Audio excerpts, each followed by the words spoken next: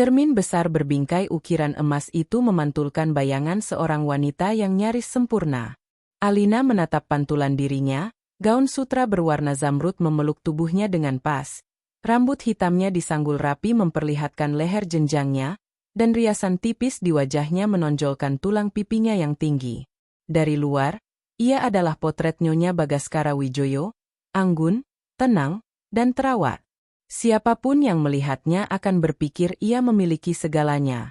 Rumah mewah di kawasan elit, suami tampan yang sukses, dan kehidupan yang menjadi impian banyak orang. Tapi cermin tidak bisa memantulkan kebohongan yang tersimpan di dalam hati. Di balik ketenangan itu, ada badai yang tertahan. Senyum yang akan segera ia pasang adalah topeng yang sudah ia kenakan selama 5 tahun terakhir. Malam ini, seperti puluhan malam sebelumnya, adalah sebuah pertunjukan. Dan ia adalah aktris utamanya. Sudah siap, Al? Suara berat Bagas memecah keheningan di kamar utama mereka yang luas. Suaminya melangkah masuk, aroma parfum mahalnya langsung memenuhi ruangan. Bagas tampak gagah dengan kemeja batik sutra lengan panjang yang warnanya serasi dengan gaun Alina. Ia melonggarkan sedikit dasinya sambil menatap Alina dari atas ke bawah melalui pantulan cermin. Ada jeda sesaat, jeda yang selalu membuat Alina menahan napas. Ini adalah momen penilaian. Gaunmu warnanya bagus, puji Bagas, namun dengan nada yang datar. Ia berjalan mendekat, tangannya menyentuh kain sutra di bahu Alina. Tapi potongannya terlalu sederhana. Nanti keluarga besarku berpikir aku tidak sanggup membelikanmu gaun dari desainer ternama. Itu dia. Kritikan yang dibungkus pujian. Spesialisasi Bagas. Bukan tentang gaunnya, tidak pernah tentang gaunnya. Ini tentang citranya, tentang bagaimana Alina, sebagai istrinya, merepresentasikan kesuksesan seorang Bagaskara Wijoyo. Alina sudah hafal dialog ini. Jika ia memakai gaun yang terlalu mewah, Bagas akan bilang ia norak dan suka pamer. Jika terlalu sederhana, ia dianggap tidak menghargai status suaminya. Tidak akan pernah ada yang pas. Alih-alih berdebat, Alina hanya tersenyum tipis ke arah cermin. Senyum yang sudah terlatih. Maaf, Mas. Aku pikir untuk acara makan malam keluarga, ini sudah cukup pantas. Aku ganti sekarang kalau Mas tidak suka. Bagas mendesah, seolah lelah dengan ketidakpekaan istrinya. Sudahlah, tidak ada waktu. Lain kali, coba konsultasikan dulu denganku sebelum membeli baju. Ia menepuk bahu Alina pelan, sebuah gestur yang seharusnya menenangkan namun terasa seperti sebuah penegasan kekuasaan. Ayo, kita sudah hampir terlambat. Mama pasti sudah menelepon dari tadi. Alina mengangguk patuh. Di dalam hatinya, ia merasakan kelegaan yang aneh. Setiap komentar pedas Bagas, setiap kontrol kecil yang ditunjukkannya, tidak lagi terasa menyakitkan seperti dulu. Rasanya seperti mengumpulkan batu-batu kecil. Awalnya berat, tapi lama-kelamaan ia justru menjadikannya fondasi untuk membangun sebuah benteng di dalam dirinya. Benteng di mana Bagas tidak akan pernah bisa masuk. Perjalanan menuju rumah mertuanya terasa seperti biasa. Sunyi, hanya diisi alunan musik klasik dari radio mobil yang dipilih Bagas. Alina memandang keluar jendela, lampu-lampu kota yang berkelip tampak seperti kunang-kunang raksasa. Dulu, ia akan merasa gugup sebelum bertemu keluarga besar Bagas. Keluarga terpandang yang selalu punya standar tinggi untuk menantu perempuan mereka. Tapi sekarang, ia hanya merasa hampa. Nanti kalau sudah sampai, ingat pesan-pesanku, ujar Bagas tiba-tiba, matanya tetap lurus menatap jalanan. Jangan terlalu banyak bicara soal hobimu melukis itu. Mereka tidak akan mengerti. Cukup senyum dan jawab seperlunya kalau ditanya. Alina menoleh pada suaminya. Kenapa, Mas? Bukankah Tante Rina pernah bilang beliau suka lukisanku? Itu hanya basa-basi. Al, jawab Bagas cepat, nadanya sedikit tajam. Mereka lebih tertarik mendengar perkembangan proyek baruku di Kalimantan. Itu topik yang lebih berbobot. Aku tidak mau kamu terlihat membosankan dengan terus-menerus membahaskan vas dan cat minyak. Lagi-lagi, sebuah pukulan telak. Hobinya, Satu-satunya pelarian yang ia miliki di dalam sangkar emas ini, dianggap tidak berbobot. Dianggap membosankan. Alina tidak menjawab. Ia hanya kembali membuang pandangannya keluar jendela. Bibirnya membentuk senyuman tipis yang sama sekali tidak mencapai matanya. Matanya yang dulu penuh binar kini menyimpan sesuatu yang dalam dan tak terbaca. Itu bukan kesedihan, bukan juga kemarahan. Itu adalah ketenangan yang menakutkan. Ketenangan seseorang yang sudah tidak punya apa-apa lagi untuk dipertaruhkan. Mobil mewah mereka akhirnya berbelok memasuki gerbang besar rumah orang tua Bagas. Rumah itu megah, bergaya klasik Eropa, berdiri angkuh di atas tanah yang luas. Dari luar, terdengar gelak tawa dan denting piring. Pertunjukan akan segera dimulai. Saat Bagas memarkir mobil, ia menoleh pada Alina. Tangannya terulur untuk merapikan sehelai rambut yang lepas dari sanggul istrinya. Sentuhannya terasa dingin. Ingat, Alina, kita adalah pasangan yang sempurna. Jangan buat aku kecewa malam ini. Alina menatap lurus ke mata suaminya. Untuk sepersekian detik, Bagas seperti melihat kilatan aneh di mata istrinya. Sesuatu yang belum pernah ia lihat sebelumnya. Tapi kilatan itu lenyap secepat kemunculannya, digantikan oleh ekspresi patuh yang familiar. Tentu, Mas, jawab Alina lembut. Ia menarik napas dalam-dalam, mengumpulkan seluruh sisa energinya. Ia melangkah keluar dari mobil, gaun zamrudnya berkilau di bawah cahaya lampu taman. Ia memasang senyumnya yang paling menawan, sebuah mahakarya akting yang telah ia asah selama 5 tahun. Ia melangkah masuk ke dalam rumah itu, memainkan perannya sekali lagi, tidak menyadari bahwa malam ini, bom waktu yang telah lama berdetak dalam pernikahan mereka akhirnya akan meledak. Dan pertunjukan ini akan menjadi yang terakhir baginya. 5 tahun yang lalu, Bagaskara Wijoyo adalah sebuah mimpi.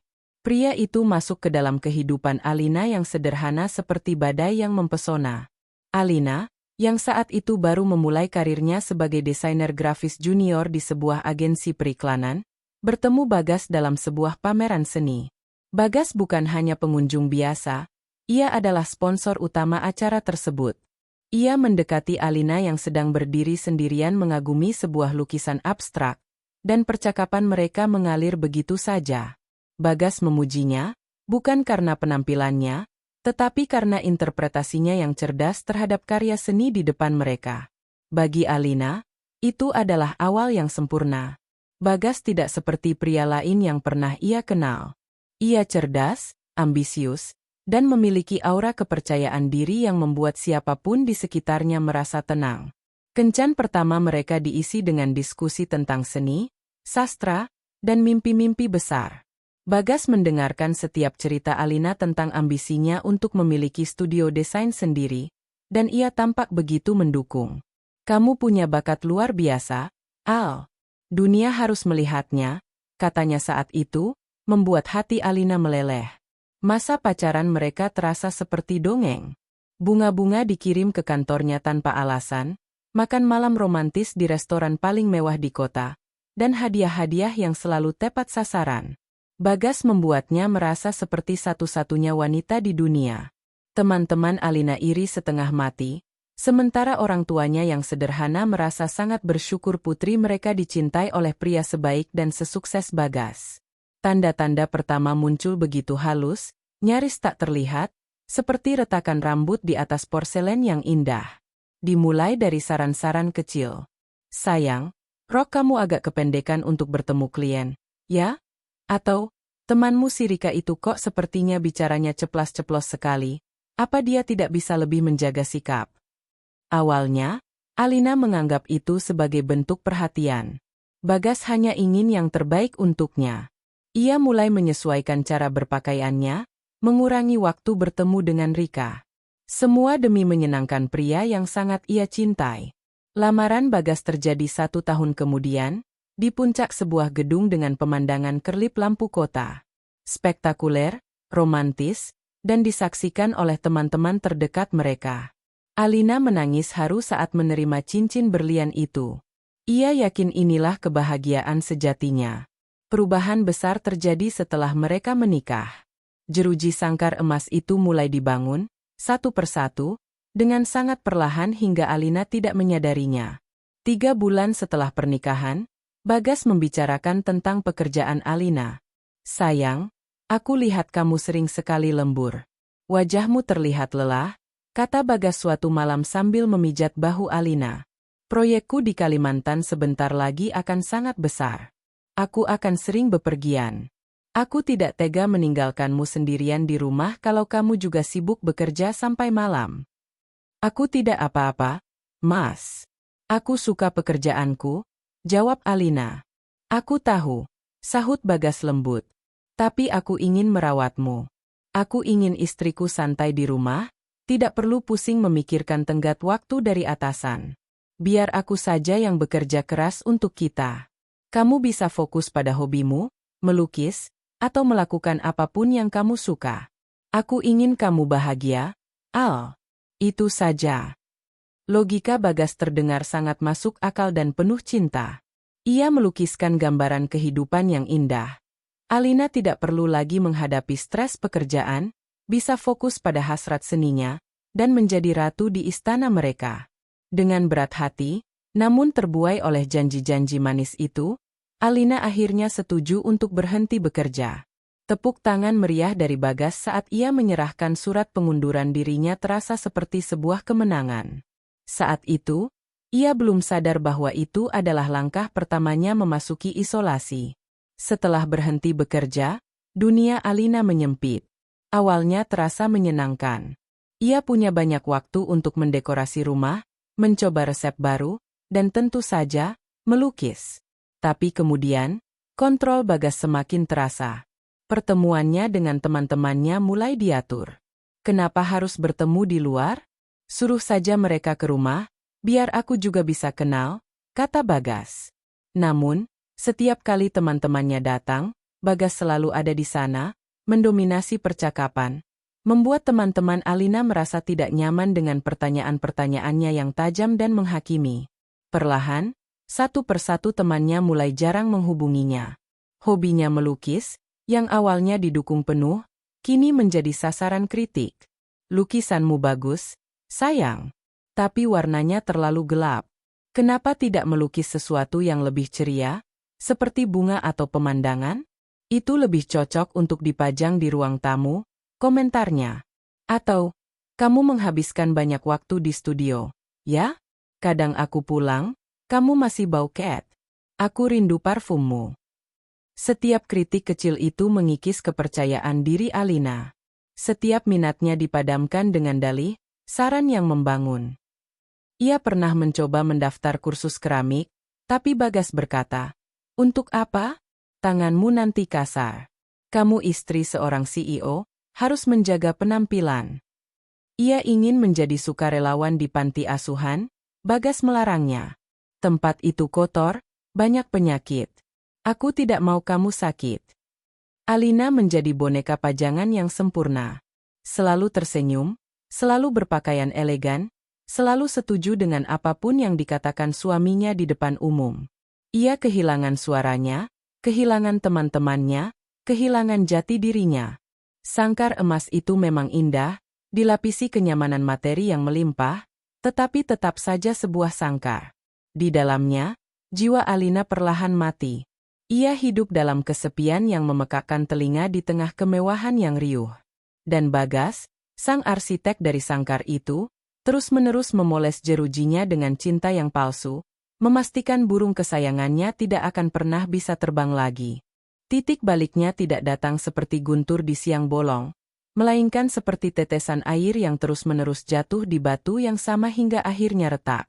Momen itu terjadi sekitar 18 bulan yang lalu. Bagas baru saja menutup sebuah kesepakatan besar dan mengadakan pesta di rumah mereka. Alina, seperti biasa, menjadi tuan rumah yang sempurna.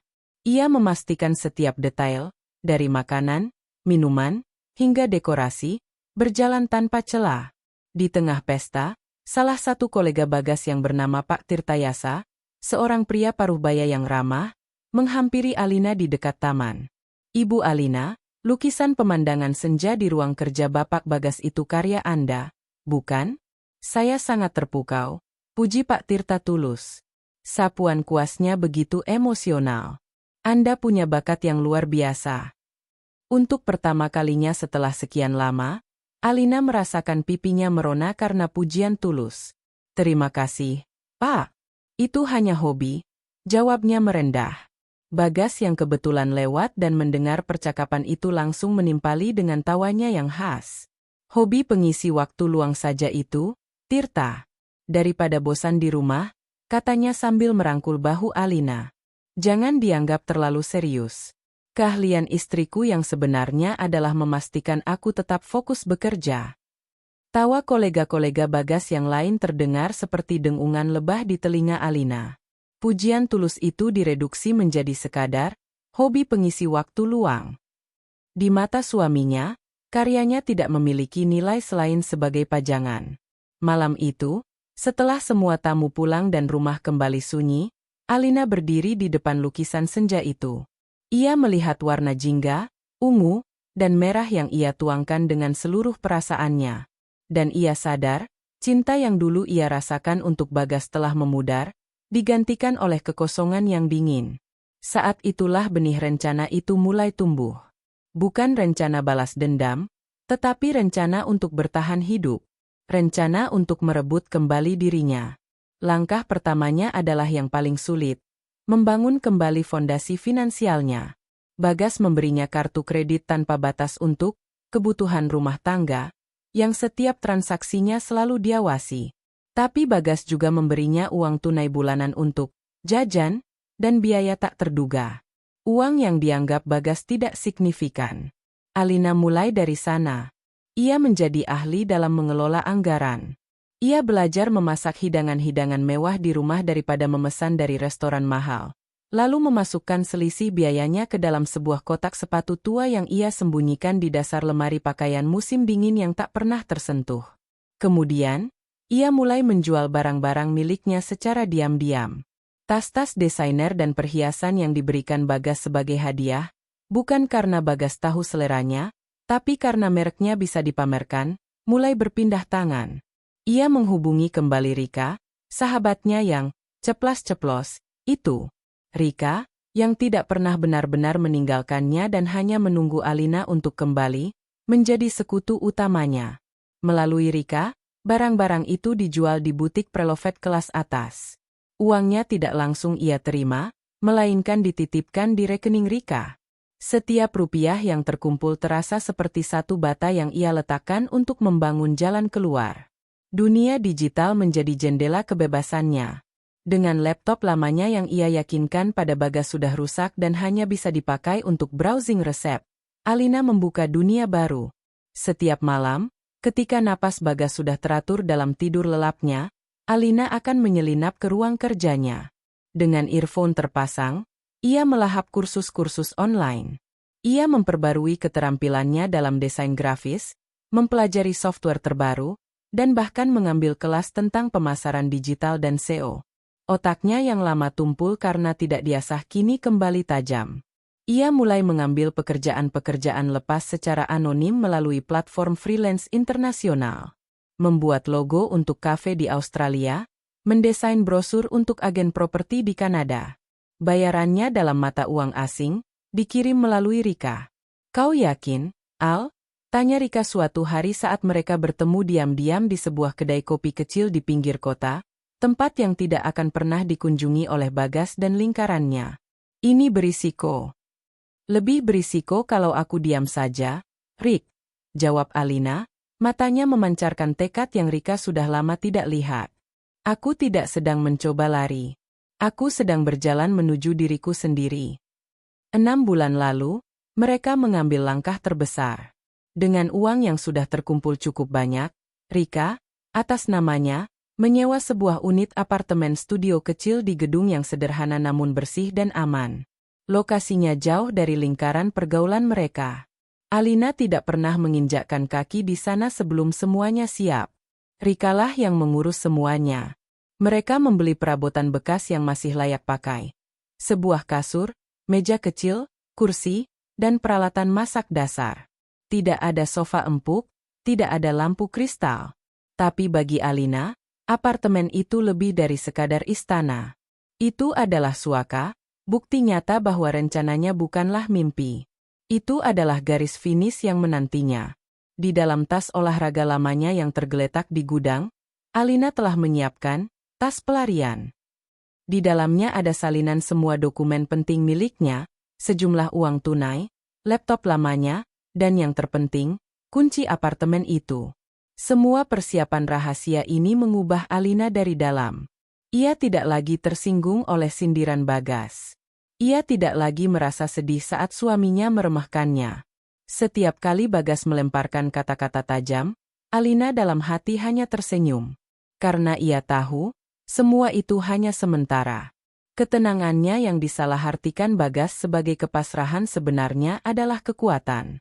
Kekuatan seseorang yang tahu persis kemana ia akan pergi dan hanya menunggu waktu yang tepat untuk melangkah. Malam acara keluarga ini, saat ia duduk di antara tawa dan obrolan kosong, pikirannya tidak di sana. Pikirannya melayang ke apartemen kecilnya, ke kanvas kosong yang menunggunya, dan kebebasan yang rasanya sudah bisa ia kecup.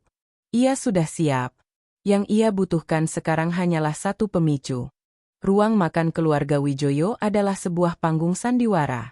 Meja mahoni panjang berkilauan di bawah cahaya lampu kristal yang menggantung megah. Peralatan makan perak tertata rapi di atas taplak linen putih tanpa noda, dan aroma steak lada hitam yang dimasak sempurna berbaur dengan wangi bunga lili segar di tengah meja. Semuanya sempurna. Terlalu sempurna. Seperti sebuah museum di mana orang tidak boleh menyentuh apapun. Alina duduk tegak di kursinya, punggungnya lurus, senyumnya terpatri dengan lembut.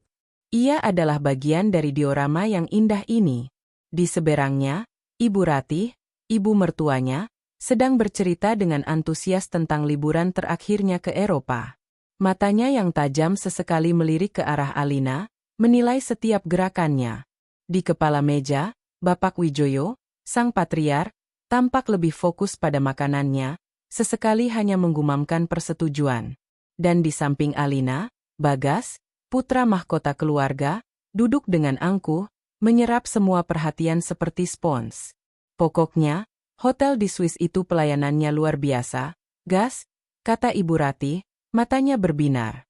Kamu dan Alina kapan mau liburan lagi? Mama lihat kalian sibuk terus. Alina juga kasihan di rumah sendirian terus kalau kamu tinggal kerja. Sebelum Alina sempat membuka mulut, Bagas sudah menjawab. Sabar, Emma. Proyekku sedang puncaknya. Nanti kalau sudah selesai, aku ajak Alina keliling dunia, bukan cuma Eropa. Alina tersenyum dan mengangguk, seolah itu adalah mimpi terbesarnya. Dalam benaknya, ia justru membayangkan perjalanan lain.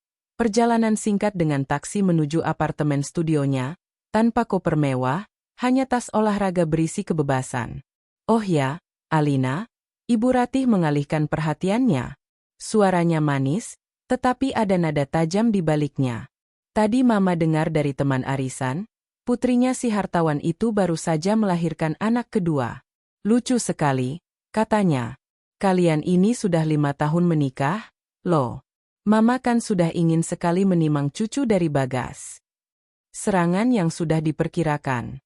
Alina sudah menyiapkan jawabannya, jawaban yang aman dan tidak memancing perdebatan. Iya, Emma, doakan saja yang terbaik untuk kami. Bukan cuma didoakan, Alina, tapi juga diusahakan, timpal Ibu Ratih lagi, tidak puas dengan jawaban menantunya. Coba periksakan ke dokter kandungan yang bagus. Mama punya kenalan. Mama, sela Bagas dengan nada tegas namun tetap tenang. Kami sudah membicarakannya. Kami masih ingin menikmati masa berdua. Lagi pula, aku tidak mau fokusku terpecah saat proyek besar ini berjalan. Semuanya ada waktunya. Bagas tidak sedang membela Alina. Ia sedang menegaskan kendalinya atas narasi kehidupan mereka. Istrinya belum memberinya anak bukan karena ada masalah, tetapi karena ia belum menginginkannya. Semua harus sesuai dengan jadwal dan kehendaknya. Ibu Ratih tampak sedikit merengut tapi tidak melanjutkan. Di keluarga ini, firman Bagas adalah hukum kedua setelah firman ayahnya. Alina merasakan kelegaan sesaat. Bukan karena topik itu berlalu, tapi karena ia tahu ia tidak akan pernah membawa seorang anak ke dalam dinamika keluarga yang mencekik ini. Anaknya tidak pantas memiliki nenek yang menghakimi dan ayah yang mengontrol. Saat hidangan penutup disajikan, sebuah panna cotta dengan saus beri yang cantik, Bapak Wijoyo yang sedari tadi diam akhirnya bersuara. Setiaknya sedikit tawar malam ini, komentarnya pelan, lebih pada dirinya sendiri. Ia melirik ke tengah meja. Alina, bisa tolong ambilkan garam. Wadah garam dan lada dari porselen putih terletak lebih dekat ke posisi Alina. Tanpa pikir panjang, ia meraih wadah garam dan menggesernya dengan sopan ke arah ayah mertuanya. Sebuah gestur kecil, sebuah tindakan membantu yang normal. Tapi tidak bagi Bagas. Rahang Bagas langsung mengeras. Matanya menatap tajam pada Alina. Suasana meja makan yang tadi hangat seketika menjadi dingin. Alina, desis Bagas pelan, namun cukup untuk membuat semua orang berhenti bicara. Kenapa kamu yang mengambilkannya? Di rumah ini ada asisten rumah tangga. Biar Mbok Sumi yang melayani papa. Alina tertegun sejenak. Hanya garam. Mas, letaknya pas di depanku. Jawabnya pelan, mencoba menjaga ketenangannya. Ini bukan soal garam, kata Bagas, suaranya kini naik 1 oktav.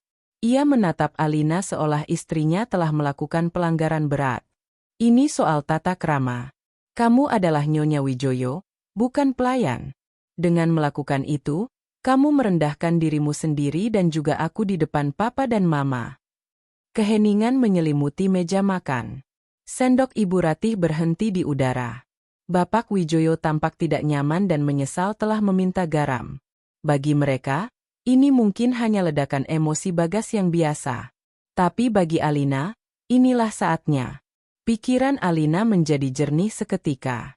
Ia menatap wajah suaminya yang memerah karena amarah atas hal sepele. Ia melihat ibu mertuanya yang tampak puas karena menantunya ditegur. Ia melihat ayah mertuanya yang memilih untuk tidak ikut campur. Inilah sangkar emasnya dalam sebuah miniatur. Sebuah dunia di mana citra lebih penting daripada kebaikan, di mana aturan tak tertulis yang konyol lebih dihargai daripada ketulusan. Ia tidak merasakan sakit hati. Ia tidak merasakan malu. Yang ia rasakan justru adalah sebuah kejernihan yang luar biasa. Pemicu yang ia tunggu-tunggu tidak datang dalam bentuk perselingkuhan atau kekerasan fisik. Pemicu itu datang dalam bentuk sebutir garam. Sebuah hal kecil yang tak berarti, yang justru menunjukkan betapa tidak berartinya ia di mata mereka semua. Alina menarik napas dalam-dalam. Ia mengangkat kepalanya, menatap lurus pada Bagas, dan untuk pertama kalinya malam itu, senyumnya mencapai matanya. Tapi itu bukan senyum kepatuhan. Itu adalah senyum seseorang yang baru saja menemukan pintu keluar dari labirin. Maafkan aku, Mas, katanya dengan suara yang tenang dan mantap. Aku memang tidak pernah benar-benar mengerti aturan di keluarga ini. Bagas mengira itu adalah sebuah permintaan maaf. Ia tidak tahu bahwa itu adalah sebuah pernyataan. Pernyataan bahwa permainannya sudah selesai. Kata-kata Alina menggantung di udara yang beku. Bagas, yang terbiasa dengan kepatuhan istrinya, salah menafsirkan ketenangan itu sebagai tanda penyesalan. Ia melihatnya sebagai kesempatan untuk menegaskan kembali dominasinya, untuk memberikan pelajaran di depan orang tuanya. Ia bersandar di kursinya, senyum tipis penuh kemenangan tersungging di bibirnya. Bagus kalau kamu akhirnya sadar, kata Bagas dengan nada merendahkan. Menjadi istriku, menjadi bagian dari keluarga Wijoyo, itu ada standarnya, Alina. Bukan seperti keluargamu yang serba sederhana. Di sini, citra adalah segalanya. Seharusnya dari dulu kamu belajar. Hinaan terhadap keluarganya adalah bensin yang disiramkan ke api yang telah disiapkan Alina. Namun, alih-alih meledak, api di dalam dirinya justru menyala dengan tenang dan terkendali. Ia meletakkan sendok panna-cottanya dengan gerakan yang anggun. Suara denting porselen yang lembut terdengar sangat keras di tengah keheningan. Standar yang mana, Mas? Tanya Alina balik, suaranya jernih dan tanpa getar. Standar di mana aku tidak boleh punya pendapat sendiri? Atau standar di mana aku harus mematikan semua mimpiku agar tidak menyaingi kilaumu? Ataukah standar di mana menolong ayah mertua mengambil garam dianggap sebagai aib? Setiap pertanyaan adalah sebuah tamparan tak terlihat. Wajah Bagas berubah dari sombong menjadi terkejut, lalu memerah karena marah. Ia tidak siap dengan perlawanan ini. Ia tidak pernah diperlakukan seperti ini oleh Alina, apalagi di depan orang tuanya. Alina, jaga bicaramu, bentak Ibu Ratih, matanya melotot. Kamu mulai tidak sopan pada suamimu. Alina menoleh pada ibu mertuanya, senyum tenangnya tidak goyah. Selama 5 tahun saya selalu mencoba bersikap sopan, Bu. Saya menelan setiap kritik, saya mengikuti setiap aturan tak tertulis, saya mengubah diri saya menjadi sosok yang kalian inginkan.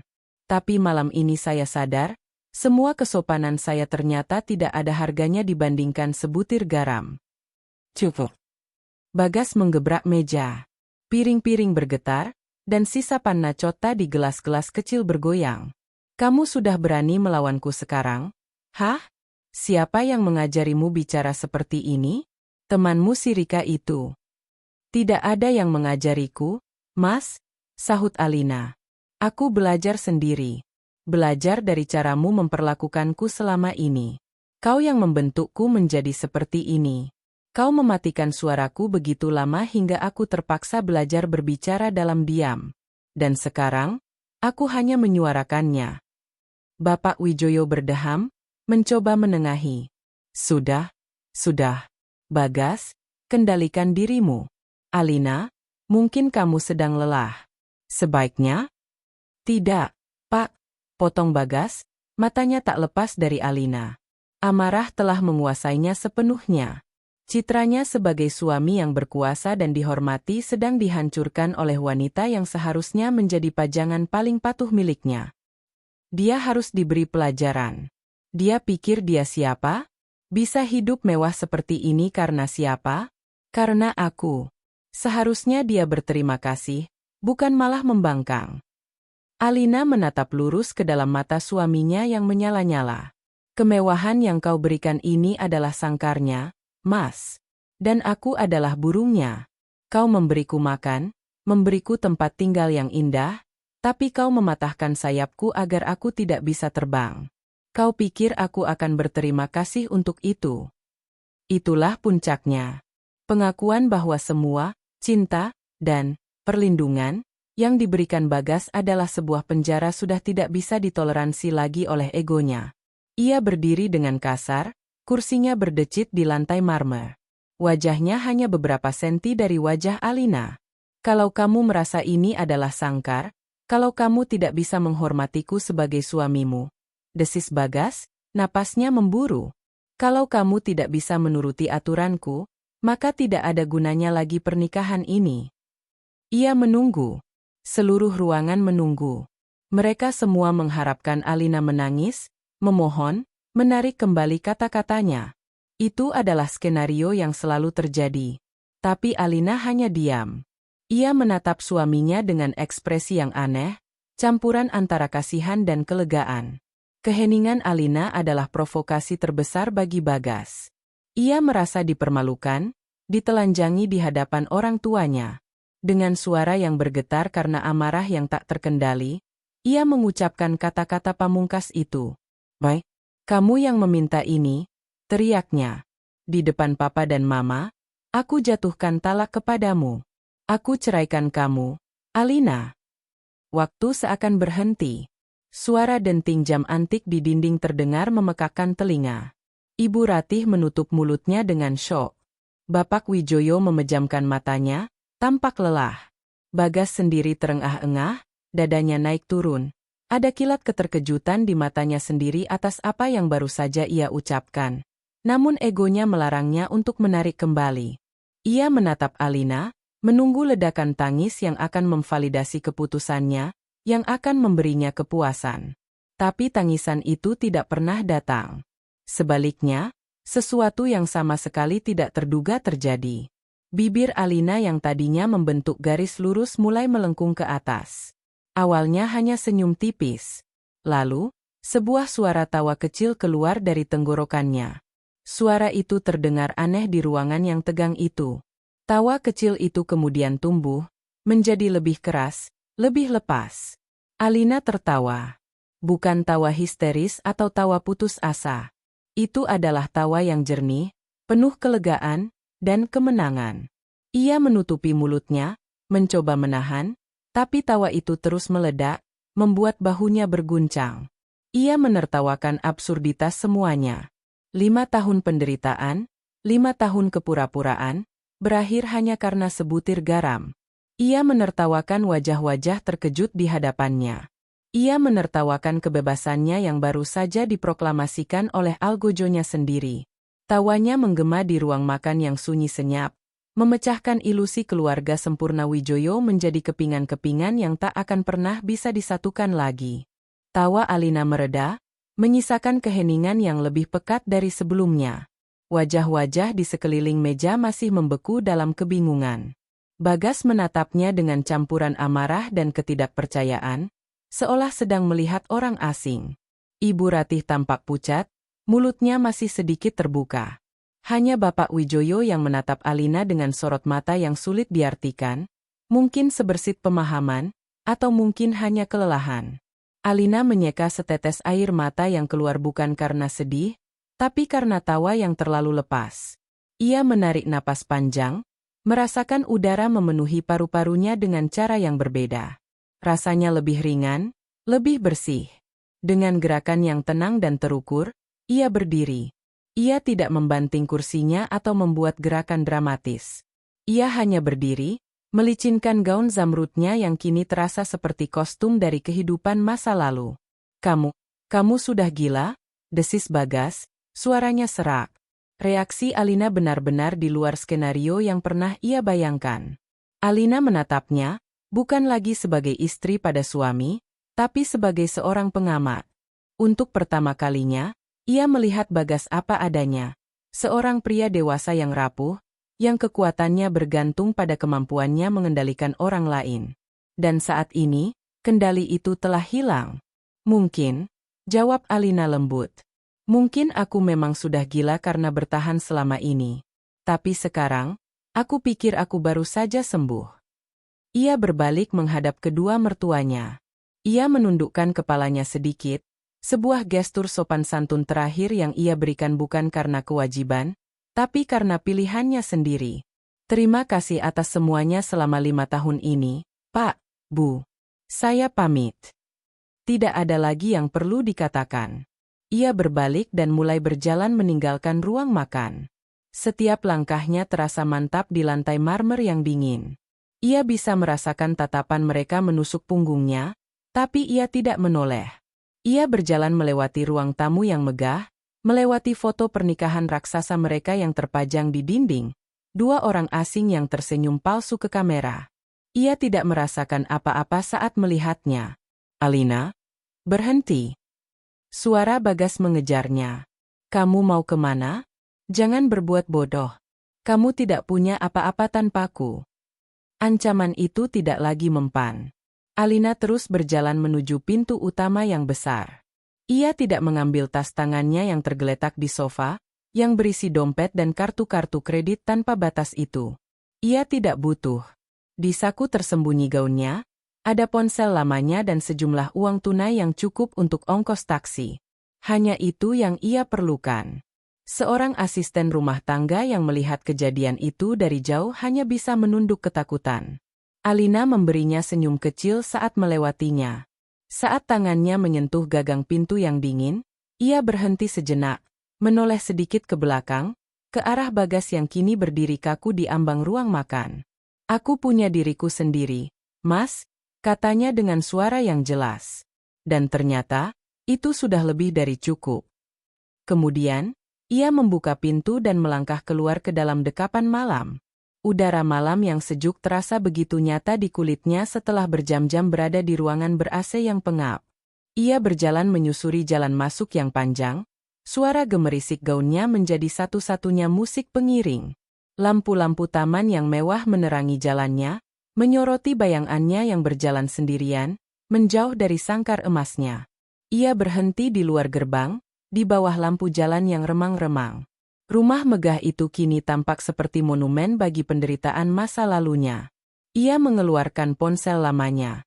Layarnya menyala, menampilkan foto latar belakang bunga-bunga liar, bukan foto mesra bersama Bagas.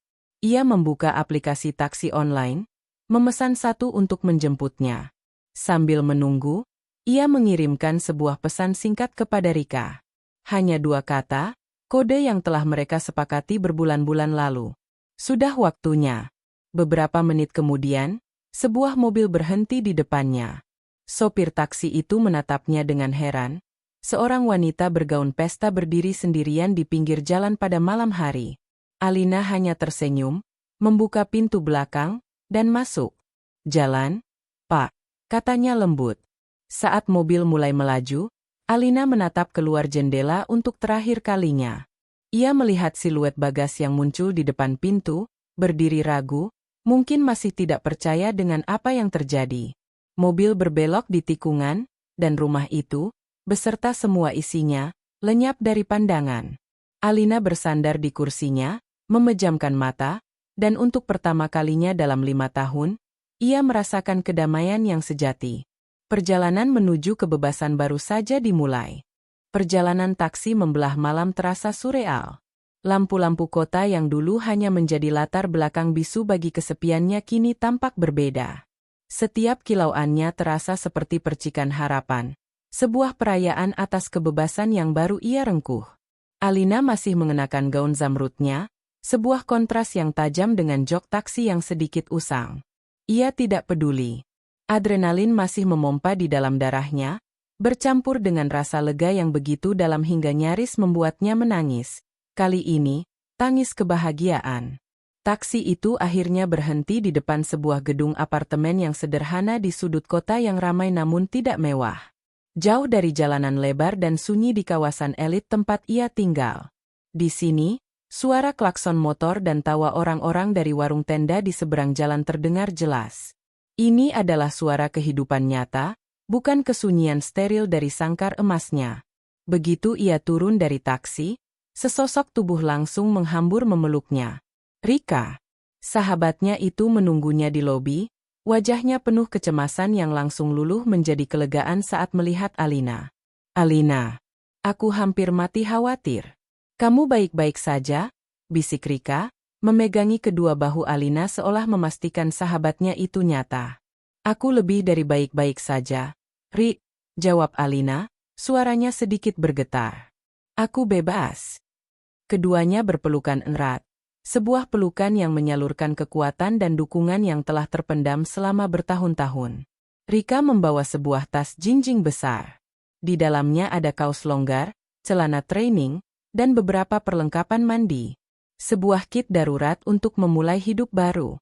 "Ayo, kita ke atas," kata Rika, menggandeng tangan Alina. Mereka naik lift yang berdinding polos menuju lantai 7. Rika menyerahkan sebuah kunci kepada Alina. "Ini," katanya lembut. "Kamu yang buka. Ini rumahmu sekarang." Tangan Alina sedikit gemetar saat memasukkan kunci ke lubang pintu. Bunyi, klik, saat pintu itu terbuka adalah suara terindah yang pernah ia dengar. Ia melangkah masuk ke dalam apartemen studionya untuk pertama kali. Ruangan itu kecil, jauh lebih kecil dari kamar mandi di rumah Bagas. Hanya ada satu ruangan utama dengan sebuah kasur di sudut, sebuah meja kayu kecil dengan 2 kursi, dan sebuah dapur mini di sisi lain. Di dekat jendela, sebuah easel berdiri tegak dengan kanvas putih yang masih bersih. Perabotannya sederhana, sebagian besar barang bekas yang mereka cari bersama secara online. Tidak ada hiasan, tidak ada kemewahan. Tapi saat Alina berdiri di tengah ruangan itu, ia merasakan sesuatu yang tidak pernah ia rasakan di rumah mewahnya. Ia merasa di rumah. Ini adalah miliknya. Setiap sudut ruangan ini adalah hasil dari keberanian dan rencana rahasianya. Hal pertama yang ia lakukan adalah berjalan ke kamar mandi kecil, melepaskan gaun sutra zamrud itu. Gaun itu meluncur jatuh ke lantai, teronggok seperti kulit ular yang ditinggalkan. Ia menatap pantulan dirinya di cermin kecil di atas wastafel. Wajahnya masih berias lengkap, Rambutnya masih tersanggul rapi. Ia tampak seperti Nyonya Wijoyo yang tersesat. Dengan gerakan cepat, ia membasuh wajahnya, menggosok semua sisa riasan hingga bersih. Ia melepaskan jepit-jepit rambutnya, membiarkan rambut hitam panjangnya tergerai bebas di bahunya. Ketika ia keluar dari kamar mandi, mengenakan kaos dan celana training dari Rika, ia merasa seperti dirinya sendiri lagi untuk pertama kalinya setelah sekian lama. Alina yang sederhana, Alina yang menyukai kenyamanan di atas penampilan. Rika tersenyum melihatnya. Selamat datang kembali. Al? Rika sudah menyiapkan 2 mangkuk mie instan dan teh hangat di atas meja kecil. Mereka duduk berhadapan, menyeruput mie panas langsung dari mangkuknya. Mie instan yang harganya tidak seberapa itu terasa lebih nikmat daripada steak lada hitam yang disajikan di atas piring porselen mahal. Di sini, tidak ada aturan. Tidak ada yang menilai cara mereka makan. Mereka tertawa, membicarakan hal-hal remeh, dan untuk sesaat melupakan drama yang baru saja terjadi. Lalu, apa rencanamu sekarang? Tanya Rika setelah mereka selesai makan. Pertama, aku akan mengambil semua barangku dari rumah itu besok, kata Alina. Hanya barang-barang pribadiku. Pakaian, buku, dan peralatanku melukis. Aku tidak mau apapun yang dia berikan. Ia mengeluarkan ponsel lamanya dan mematahkannya menjadi 2, lalu membuangnya ke tempat sampah. Ini juga. Aku akan pakai nomor baru. Aku tidak mau dia bisa menghubungiku. Bagus. Aku akan menemanimu besok, kata Rika mantap. Setelah Rika pamit pulang dengan janji akan kembali besok pagi, Alina akhirnya sendirian di dalam suakanya. Ia berjalan pelan mengitari ruangan. Ia menyentuh permukaan meja kayu yang sedikit kasar, membuka kulkas kecil yang hanya berisi sebotol air, dan berdiri di depan jendela. Pemandangan dari jendelanya bukanlah taman yang terawat sempurna, melainkan pemandangan atap-atap rumah, jemuran yang berkibar, dan kerlip lampu dari jendela-jendela apartemen lain. Pemandangan kehidupan. Ia merasa menjadi bagian dari sesuatu, bukan terisolasi darinya. Langkahnya terhenti di depan kanvas kosong. Ia mengusap permukaannya yang putih bersih. Selama ini, ia melukis dalam batasan. Melukis apa yang dianggap bagas, pantas, dengan warna-warna yang ceria. Kini, kanvas ini adalah miliknya sepenuhnya. Ia bisa menuangkan warna apapun yang ia mau. Hitam, kelabu, merah menyala. Emosinya, ceritanya. Malam itu, Alina tidak langsung tidur. Ia hanya duduk di lantai, bersandar pada dinding, memandangi kanvas kosong itu di bawah cahaya lampu yang temaram. Kelelahan 5 tahun terasa merayap di seluruh tubuhnya, namun pikirannya terasa sangat jernih. Di luar, suara kota terus berdengung. Tapi di dalam apartemen kecil itu, yang ada hanyalah keheningan yang damai. Ia menarik selimut tipis, berbaring di atas kasur sederhananya, dan memejamkan mata. Untuk pertama kalinya, ia tidur tanpa mimpi buruk. Ia tidur sebagai Alina, bukan sebagai Nyonya Wijoyo. Dan esok hari, ia akan mulai melukis kehidupannya yang baru. Pagi datang membawa cahaya matahari yang terasa berbeda. Cahaya itu masuk melalui jendela apartemen Alina yang tanpa gorden mewah, menyentuh wajahnya dengan hangat. Tidak ada alarm, tidak ada jadwal ketat yang harus diikuti. Alina bangun perlahan, meregangkan tubuhnya di atas kasur sederhana, dan merasakan keheningan yang menenangkan. Untuk pertama kalinya, ia bangun bukan sebagai Nyonya Wijoyo, melainkan sebagai Alina. Hanya Alina. Sesuai janji, Rika datang pukul 9 pagi dengan mobilnya, membawa beberapa kotak kardus kosong dan sarapan bubur ayam. Mereka makan di lantai, bersila di depan jendela yang terbuka, menikmati angin pagi dan suara hiruk-pikuk kota. Siap untuk ini? Tanya Rika, menatap Alina dengan sorot mata penuh dukungan. Alina mengangguk, mulutnya masih penuh dengan bubur.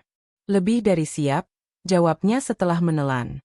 Ada tekad baja dalam suaranya. Perjalanan kembali ke rumah yang pernah menjadi miliknya terasa seperti memasuki dimensi lain. Gerbang tinggi itu terbuka secara otomatis, memperlihatkan halaman yang terawat sempurna dan rumah megah yang kini terasa asing dan dingin. Saat mereka memarkir mobil Rika di depan pintu utama, beberapa asisten rumah tangga yang melihat kedatangan Alina tampak terkejut dan gugup. Embok Sumi, yang paling senior, menghampiri mereka dengan wajah penuh simpati. "Non Alina?" Sapanya lirih. "Saya hanya mau mengambil barang-barang saya, Embok," kata Alina dengan senyum yang menenangkan. Tidak akan lama. Alina dan Rika berjalan masuk. Rumah itu sunyi senyap. Udara di dalamnya terasa berat, seolah kebahagiaan palsu yang selama ini menyelimutinya telah menguap. Tanpa membuang waktu, mereka langsung naik ke kamar utama. Pemandangan di dalam kamar membuat Alina berhenti sejenak. Semuanya masih sama seperti saat ia tinggalkan, namun terasa berbeda. Aroma parfum Bagas masih samar-samar tercium. Di atas tempat tidur raksasa, bantal di sisi Bagas tampak kusut, sementara sisinya tetap rapi tak tersentuh. Ia pasti pulang ke sini tadi malam. "Oke, mari kita mulai," kata Alina, memecah keheningan. Mereka bekerja dengan cepat dan efisien. Alina membuka lemari walk-in yang luas dan mulai memilah. Ia hanya mengambil pakaian-pakaian sederhana yang ia beli sebelum menikah atau dengan uangnya sendiri, buku-buku favoritnya, beberapa album foto berisi kenangan bersama keluarga dan teman-temannya. Ia melewati deretan gaun desainer, tas-tas bermerek, dan kotak-kotak perhiasan berkilauan tanpa menoleh sedikit pun. Barang-barang itu bukan miliknya. Itu adalah properti milik Nyonya Wijoyo, peran yang sudah ia tanggalkan. Rika membantunya melipat pakaian dan memasukkannya ke dalam kardus. "Kamu yakin tidak mau ambil satu pun dari ini? Yang ini harganya bisa untuk bayar sewa apartemen setahun." "Loh?" goda Rika sambil mengangkat sebuah tas kulit buaya. Alina menggeleng sambil tersenyum. "Tidak, Rik. Aku tidak mau membawa beban apapun dari sini. Aku ingin memulai dari nol, dengan barang-barang yang benar-benar milikku." Saat mereka sedang sibuk mengemasi barang di studio lukis kecilnya, tempat yang paling berharga bagi Alina, suara mobil memasuki halaman terdengar, disusul dengan suara pintu depan yang dibanting. Bagas telah pulang. Langkah kakinya yang berat dan marah terdengar menaiki tangga. Pintu kamar dibukanya dengan kasar. Bagas berdiri di sana, penampilannya kacau. Kemejanya kusut, rambutnya acak-acakan, dan ada lingkaran hitam di bawah matanya yang memerah. Ia tampak terkejut melihat Alina di sana, dengan tenang mengemasi barang-barangnya. "Oh, jadi burung kecilnya kembali juga ke sangkar," cibirnya, suaranya serak. Ia jelas mengharapkan Alina kembali sambil menangis dan memohon maaf, bukan kembali dengan kotak kardus. Alina tidak terpancing. Ia menatap Bagas dengan tenang. "Aku hanya mengambil barang-barangku, Bagas. Setelah ini aku akan pergi." Penggunaan nama, Bagas, tanpa embel-embel, "Mas," terdengar seperti tamparan bagi pria itu. Rika berdiri di samping Alina, menjadi perisai tak terlihat. "Pergi? Kamu pikir semudah itu?" Bagas tertawa sinis. "Kamu akan menyesal, Alina. Kamu tidak akan bisa hidup tanpa fasilitas yang aku berikan. Kamu akan kembali merangkak kepadaku dalam seminggu." "Kita lihat saja nanti," jawab Alina singkat, melanjutkan memasukkan kuas-kuasnya ke dalam kotak. Melihat ketenangan Alina, amarah Bagas kembali tersulut. Ia beralih taktik. Wajahnya melembut, mencoba memasang ekspresi penyesalan yang palsu. "Alina, dengar. Aku marah semalam. Aku tidak bermaksud mengatakannya. Kita bisa bicarakan ini baik-baik. Jangan gegabah." "Tidak ada lagi yang perlu dibicarakan," kata Alina, suaranya tetap datar. "Kamu sudah mengucapkan talak di depan orang tuamu. Semuanya sudah selesai." "Itu hanya karena emosi," bentak Bagas, topeng penyesalannya retak. "Kamu yang memprovokasiku." "Apapun alasannya, aku justru berterima kasih," balas Alina. "Kau akhirnya memberiku jalan keluar yang selama ini aku cari." Pengakuan itu membuat Bagas terdiam. Wajahnya pucat pasi. Jadi, selama ini, istrinya ingin pergi? Harga dirinya hancur berkeping-keping. Saat itulah matanya tertuju pada tumpukan kanvas dan peralatan melukis yang sedang dikemasi Alina. Jangan sentuh itu, perintahnya, melangkah maju. Barang-barang tidak berguna itu tetap di sini. Ia mencoba meraih sebuah kanvas, tapi Rika dengan sigap menghalangi jalannya. Jangan coba macam-macam, gas, desis Rika. Alina berdiri, menatap lurus ke mata mantan suaminya. Kenapa? Kamu takut aku akan lebih sukses dengan barang-barang tidak berguna? Ini daripada kamu dengan semua kekayaanmu. Pertanyaan itu tepat mengenai sasaran. Bagas selalu merasa terancam oleh bakat Alina, oleh dunianya yang tidak bisa ia kendalikan. Semua yang ada di rumah ini milikku. Termasuk hobi konyolmu itu, aku yang membiayainya, teriaknya frustrasi. Alina tersenyum tipis, senyum yang sama sekali tidak menunjukkan rasa takut. Kau mungkin membeli cat dan kanvasnya, Bagas. Tapi kau tidak akan pernah bisa membeli bakatku. Kau tidak akan pernah bisa memiliki jiwaku. Ia mengambil kotak terakhir yang berisi peralatan lukisnya. Ini adalah satu-satunya hal di rumah ini yang lebih berharga dari apapun. Karena ini adalah milikku seutuhnya. Sesuatu yang kau coba padamkan, tapi tidak pernah berhasil. Dengan itu, Alina berjalan melewatinya. Bagas hanya bisa berdiri mematung, dikalahkan oleh ketenangan dan kekuatan wanita yang selama ini ia remehkan. Ia ditinggalkan sendirian di tengah kemewahan kamarnya yang kini terasa hampa dan sunyi. Alina dan Rika membawa kotak-kotak itu menuruni tangga. Saat melewati ruang tamu, Alina berhenti sejenak di depan foto pernikahan mereka. Dengan tenang, ia mengangkat bingkai foto itu dari dinding, membalikkannya, dan menyandarkannya menghadap ke dinding. Sebuah akhir yang simbolis. Saat mereka memasukkan kotak terakhir ke dalam mobil, Alina tidak menoleh ke belakang lagi. Ia masuk ke kursi penumpang, mengambil napas dalam-dalam, dan menatap jalanan di depannya. Konfrontasi terakhir telah usai. Kini, tidak ada lagi yang mengikatnya ke masa lalu. Hanya ada kanvas kosong dan masa depan yang menanti untuk dilukis. Bulan-bulan pertama kehidupan baru Alina terasa seperti belajar berjalan lagi. Setelah bertahun-tahun hidup dalam rutinitas yang diatur orang lain, kebebasan untuk menentukan harinya sendiri terasa sedikit menakutkan sekaligus luar biasa membebaskan. Apartemen studionya yang kecil perlahan berubah menjadi sebuah sarang yang nyaman. Ia menata buku-bukunya di rak sederhana, meletakkan beberapa pot sukulen di ambang jendela, dan yang terpenting, mengubah sudut di dekat jendela menjadi studio mini yang sesungguhnya. Aroma cat minyak dan terpentin kini menjadi parfum barunya, menggantikan wangi parfum mahal yang dulu selalu Bagas pilihkan untuknya. Hidupnya kini berpusat pada dua hal, pekerjaan dan seni. Siang hari, meja kayunya berubah menjadi kantor. Dengan laptop lamanya dan koneksi internet yang ia pasang menggunakan tabungannya, Alina terjun kembali ke dunia desain grafis. Ia membangun portofolio online-nya dari awal, menampilkan proyek-proyek anonim yang pernah ia kerjakan diam-diam serta beberapa karya konsep baru yang ia ciptakan dengan semangat yang diperbarui. Ia mengirimkan puluhan proposal setiap hari di platform freelance, menghadapi penolakan dan persaingan ketat dengan ketabahan yang tidak pernah ia miliki sebelumnya. Setiap, kecil terasa seperti kemenangan besar. Sebuah proyek logo untuk kedai kopi di Bali, desain kemasan untuk produk UKM kerajinan tangan, atau tata letak buletin untuk sebuah komunitas lokal. Bayarannya tidak seberapa jika dibandingkan dengan uang, jajan, yang dulu Bagas berikan, tetapi setiap rupiah yang ia hasilkan dengan keringatnya sendiri terasa ribuan kali lebih berharga.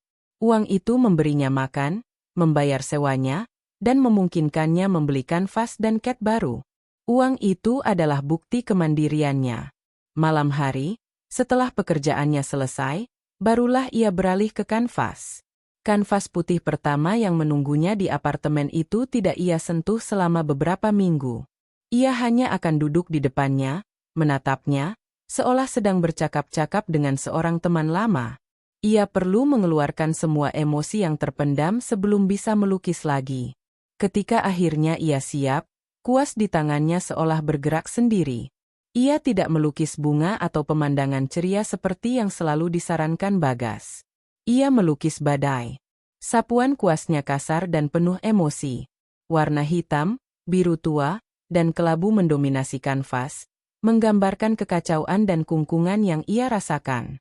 Namun, di tengah-tengah kegelapan itu, ia menyapukan warna zamrud yang cemerlang, warna gaunnya di malam terakhir, yang pecah dan dari baliknya memancar seberkas cahaya keemasan yang hangat dan kuat.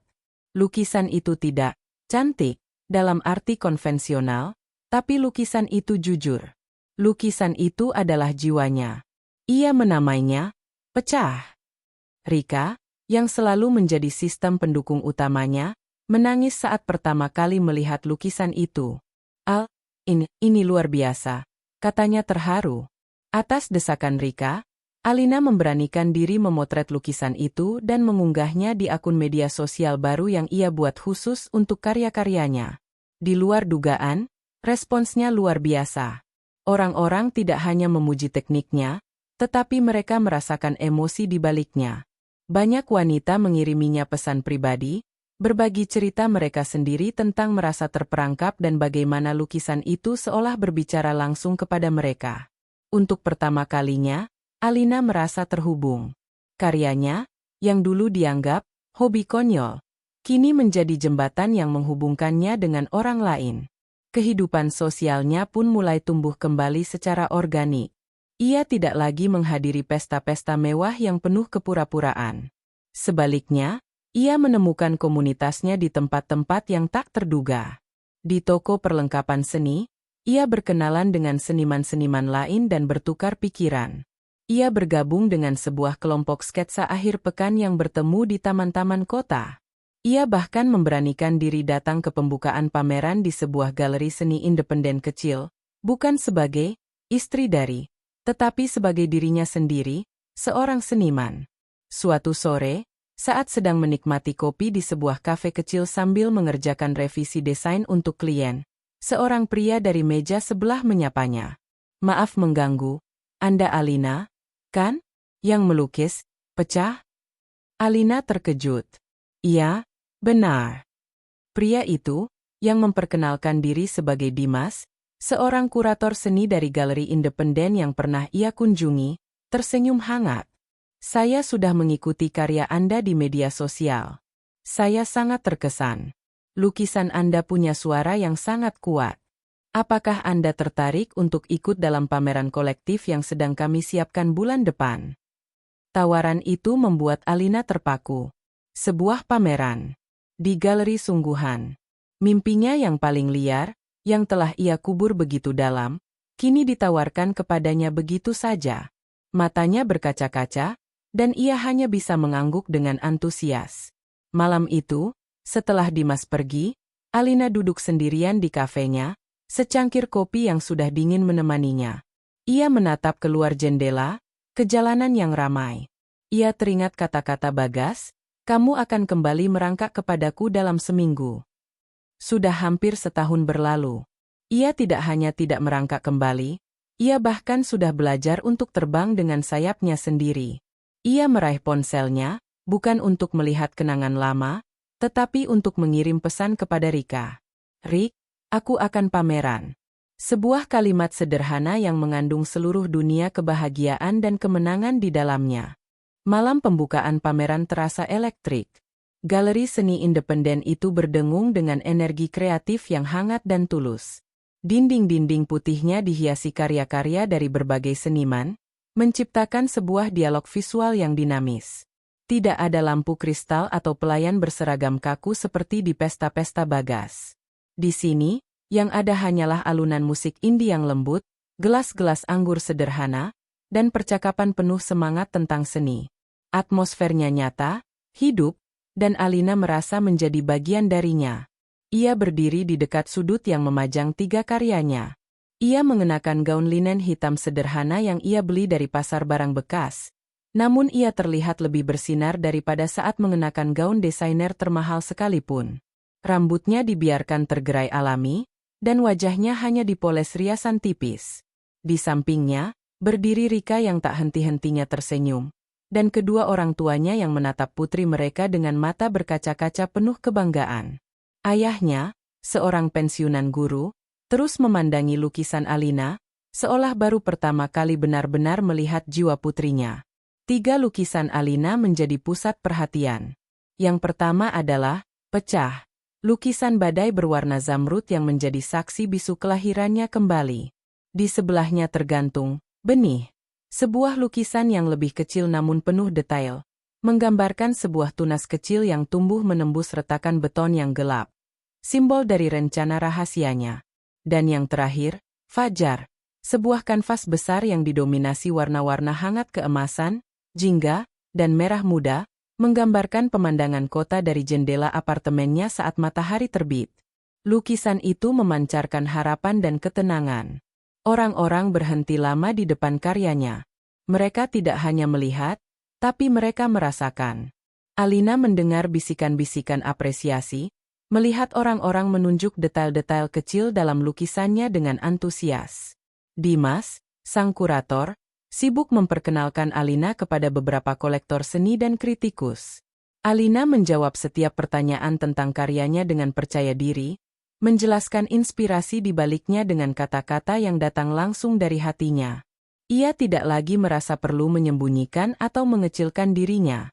Di tengah keramaian, saat Alina sedang tertawa lepas mendengar lelucon dari seorang seniman lain, ia merasakan sebuah tatapan. Ia menoleh dan jantungnya berhenti berdetak sesaat. Di dekat pintu masuk, berdiri Bagas.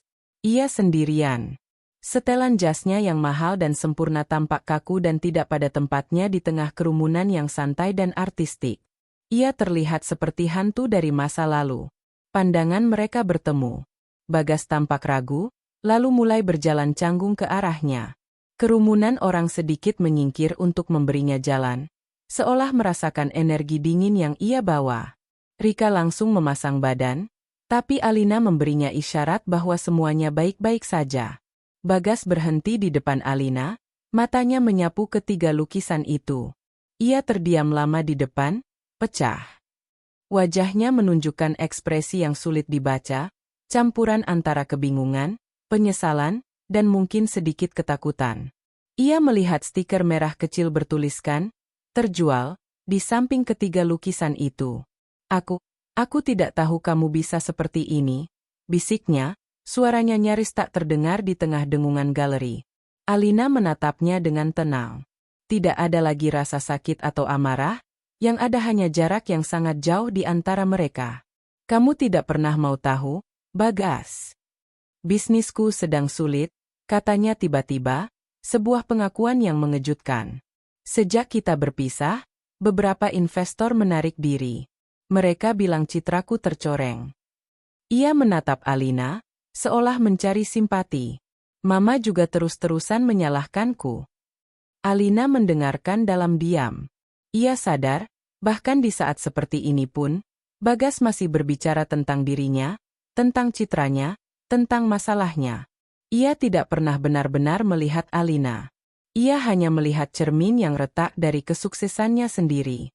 "Aku turut prihatin mendengarnya," kata Alina tulus, namun tanpa emosi. Saat itulah seorang wanita paruh baya yang elegan, yang ternyata adalah kritikus seni paling dihormati di kota itu, menghampiri mereka dan memotong pembicaraan Bagas.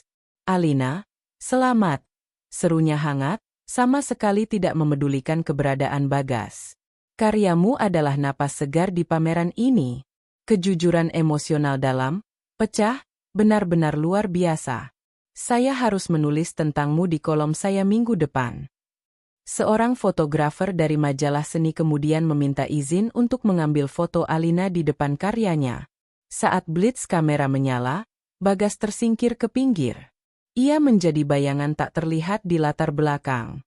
Semua cahaya, semua perhatian, kini tertuju pada Alina, bukan karena statusnya, bukan karena suaminya, tetapi karena dirinya sendiri, karena bakatnya. Itulah kekalahan telak baginya. Di dunia yang paling ia hargai, dunia citra dan pengakuan, ia telah menjadi tidak relevan. Tanpa sepatah kata pun, Bagas berbalik dan berjalan cepat keluar dari galeri, ditelan oleh keramaian malam. Tak ada yang menyadari kepergiannya. Alina menarik napas dalam-dalam, merasakan sisa-sisa beban terakhir terangkat dari pundaknya. Ia tidak merasakan kemenangan atas Bagas, karena pertarungan itu sudah lama selesai. Kemenangan yang ia rasakan adalah untuk dirinya sendiri. Pameran berakhir larut malam. Setelah semua tamu pergi, galeri menjadi sunyi. Alina berdiri sendirian di sudutnya yang kini kosong. Lukisan-lukisannya akan segera dikirim ke rumah-rumah baru mereka. Rika dan orang tuanya sudah pulang lebih dulu. Dimas menghampirinya sambil tersenyum. "Bagaimana perasaanmu?" tanyanya. "Sebuah galeri di Singapura tertarik untuk menggelar pameran tunggal pertamamu." Alina menoleh, menatap Dimas, lalu memandang keluar jendela kaca besar galeri. Lampu-lampu kota berkelip seperti janji yang tak terbatas. 5 tahun lalu, ia menatap bayangannya di cermin berbingkai emas, melihat sosok asing yang sempurna namun kosong. Malam ini, ia melihat keluar jendela, tidak mencari pantulan dirinya, melainkan menatap masa depan yang luas dan terbuka. Sebuah senyum tulus dan damai terukir di bibirnya, dan dari dalam hatinya, sebuah tawa pelan mengalir. Bukan tawa keras seperti di meja makan malam itu. Ini adalah tawa yang lembut, tawa yang tenang, tawa kemenangan yang sesungguhnya. Tawa seorang wanita yang telah menemukan kembali jiwanya dan siap untuk melukis sisa hidupnya dengan warna-warnanya sendiri.